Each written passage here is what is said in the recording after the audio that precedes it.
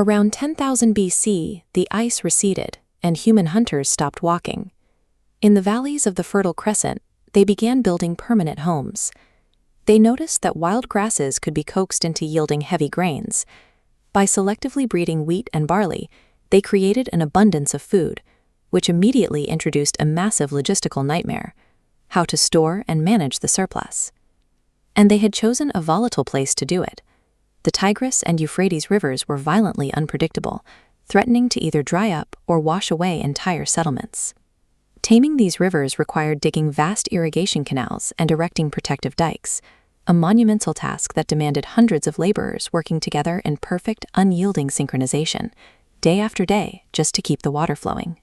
Managing that scale of labor and coordinating the food supply pushed these early farming villages past their limits. They swelled into the world's first true city-states, housing tens of thousands of people under a single organizational umbrella.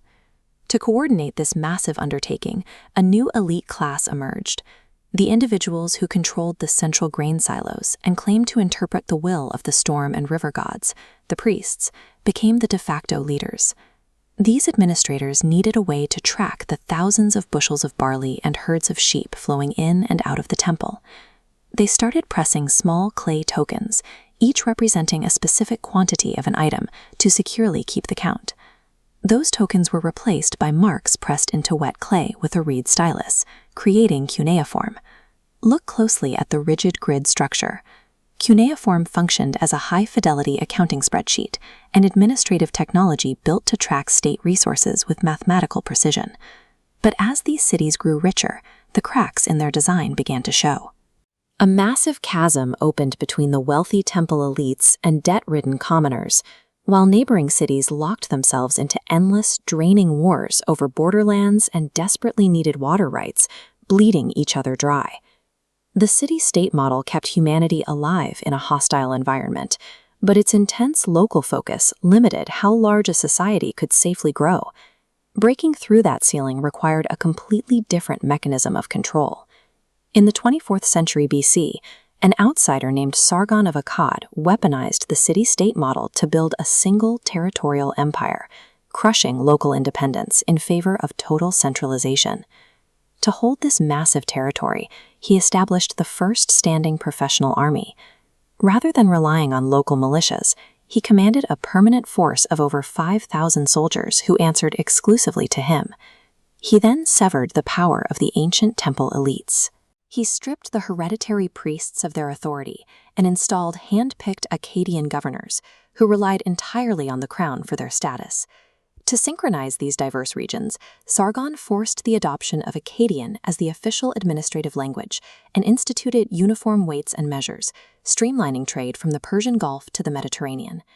He fueled this vast machine by extracting regular taxes from every conquered province, pooling the wealth of an entire region into his new capital city, Akkad. Sargon engineered the foundational mechanics of imperial bureaucracy required to scale human organization across a continent. 2 generations later, Sargon's grandson Naram-Sin inherited this apparatus and pushed its authority to its absolute extreme. This bronze head from the Akkadian era captures the new posture of kingship, intimidating, unyielding, and completely detached from the common populace. After crushing a massive rebellion that spanned his empire, Naram-Sin made a calculated political maneuver. He stopped ruling as a mere servant of the heavens and declared himself an actual living god.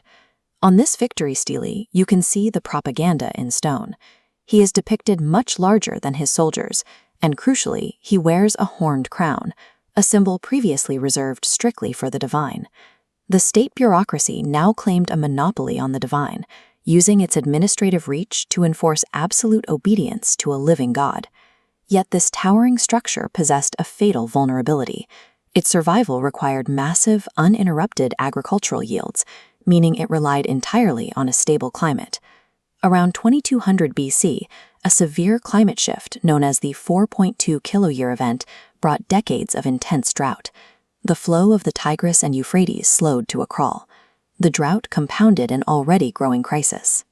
Centuries of intense irrigation had left water to evaporate on the fields, gradually depositing a toxic white crust of salt that poisoned the soil and choked the crop roots. agricultural production plummeted, sparking widespread famine and unrest. As the state starved, opportunistic Gutian tribes descended from the Zagros Mountains, breaching the walls of Akkad and burning the capital to the ground. The world's first empire was destroyed by the ecological exhaustion of the very resources that built it. The physical cities of Akkad were buried in the sand, but the organizational software they developed did not die with them. Their inventions, the professional standing army, standardized taxation, base 60 mathematics, and a centralized bureaucracy, proved too effective to abandon. We see this blueprint solidify centuries later. This is the Code of Hammurabi, where the concept of centralized control evolved into thousands of lines of codified law, etched into basalt to govern millions uniformly. The Assyrians, the Babylonians, the Persians, and eventually the Romans all studied this model. They adopted the Akkadian administrative mechanics, refining them to build their own sprawling territories. Every modern society today is simply running an updated version of the bureaucratic code invented in the mud of Mesopotamia over 4,000 years ago.